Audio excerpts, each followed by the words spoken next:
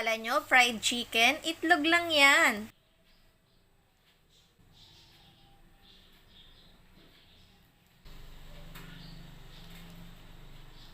Hello, hello mga person! Samahan nyo naman akong magluto ng chick egg ala king. Yes mga person, itlog lang yon. Akala nyo fried chicken, no? Itlog lang yon pero lasa talaga yung fried chicken. Nagbati lamang ako ng 2 pirasong itlog at nilagyan ko to ng asin. Dami kong naluto pero 2 pirasong itlog lang yon, di ba? At ayan mga person, nagdagdag nga pala ako ng pamintang durog para mas maglasang fried chicken talaga siya.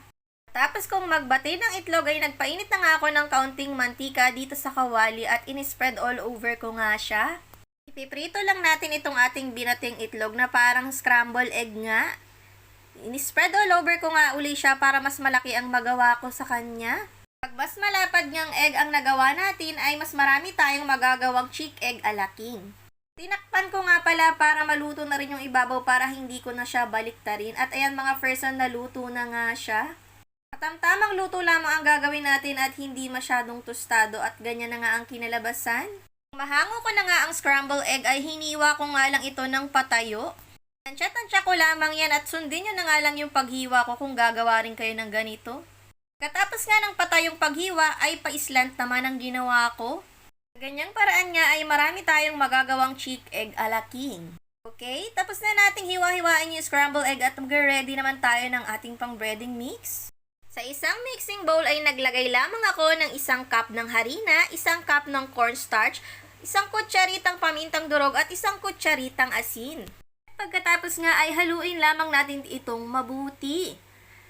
Nag-separate nga pala ako ng 5 kutsarang breading mix na ginawa natin dahil gagawa nga tayo ng pang-butter ng ating chick egg fillet. At nilagyan ko lamang ito ng 1 pirasong itlog at kaunting asin at hahaluin ko lang itong mabuti. At maglalagay nga rin pala ako dyan ng kaunting tubig. Tansya-tansya lang po ang paglalagay ng tubig hanggang sa makuha mo ang tamang lapot para dito. Lagyan ko na nga rin pala yan ng paminta para mas malasa at ganyan na nga ang tamang pagkakatimpla niya. Dito na nga natin ididip ang ating scrambled egg na hiniwa-hiwa para magmukha talaga siyang fried chicken. Sinausaw ko lamang ito dito sa my breading mix at isinausaw ko doon sa butter mixture na ginawa natin at ibinalik ko nga doon ng 2 beses. At pagkatapos nga ay maaari na rin natin itong iprito. Ipiprito natin ito ng deep fry at paulit-ulit lang naman ang procedure na gagawin natin hanggang sa makarami na nga tayo ng gawa. Sa mga oras na yan, tingnan nyo mga person, nakaluto na nga ako ng 3 piraso at mukha talaga siyang fried chicken. Kaya maya lang ay marami na nga agad akong naluto at tingnan nyo, napaka-crispy.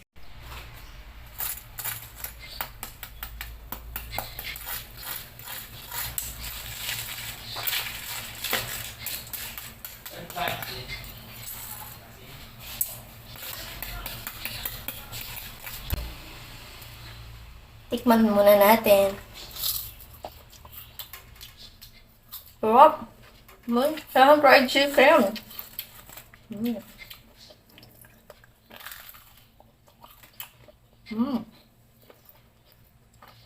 Sarap, grabe! At heto na nga ang pinakahihintay natin. Magluluto na tayo ng ala king sauce. At ayan nga mga person, nagisa-gisa lamang ako dyan ng ginayat-gayat ko ng into cubes na maliliit na carrots. At naglagay lamang ako ng 1 kutsarang butter dyan. Ginisa-gisa ko lang ito at maglalagay nga rin ako ng minced garlic. Mga 4 cloves pala ang ginamit kong minced garlic dyan. Igigisa-gisa lamang natin ito at susunod nga ay maglalagay naman tayo ng 2 kutsarang harina. Tuloy-tuloy lang ang pagigisa natin habang naglalagay nga tayo ng mga sangkap. Sumunod naman ay maglalagay nga tayo ng kaunting tubig at hahaluin lang natin itong mabuti.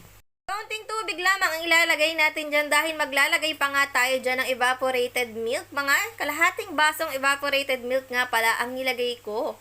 At sumunod nga ay naglagay ako ng kalahating chicken cubes. Hindi na nga tayo maglalagay ng iba pang pampalasa dahil yung chicken cubes ay pakak na ng pang-ala king sauce natin. Haluin lang natin itong mabuti hanggang sa kumulo na nga siya at pupwede na yan at heto na nga ang ating fried chick egg. Huy, grabe, napakasarap at napakalasang fried chicken talaga siya. Not an ordinary fried chicken at sobrang sarap talaga. Lalo na nung sinamahan pa nitong alaking sauce na ginawa natin ay sulit na sulit. Mas makakatipid ka na nga at mapapasarap pa ang kain mo. Mas marami pang makakakain dahil marami kang ang nagawa sa halagang mura lamang. Hindi ko na nga pala nalagay ang costing pero napakamura lang ng magagastos natin dito at lalagyan pa nga natin yan ng toppings na.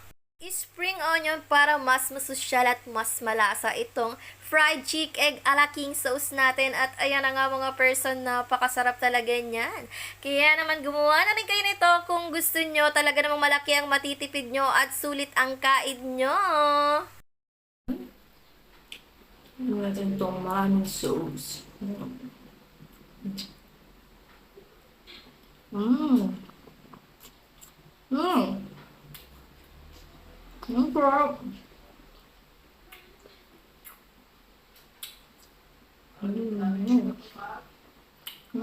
Parang fried chicken. May alaking sauce. Ang sarap.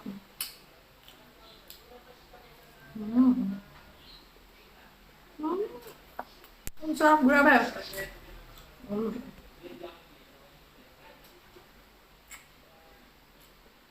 Ang sarap niya.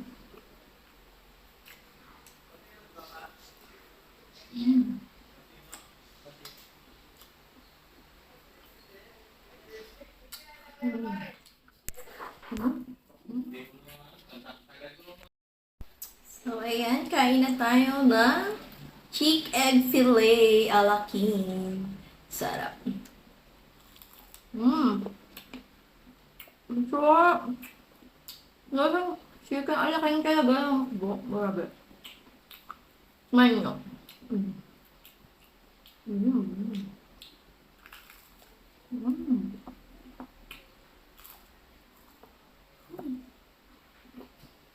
Ang sarap. Masarap na.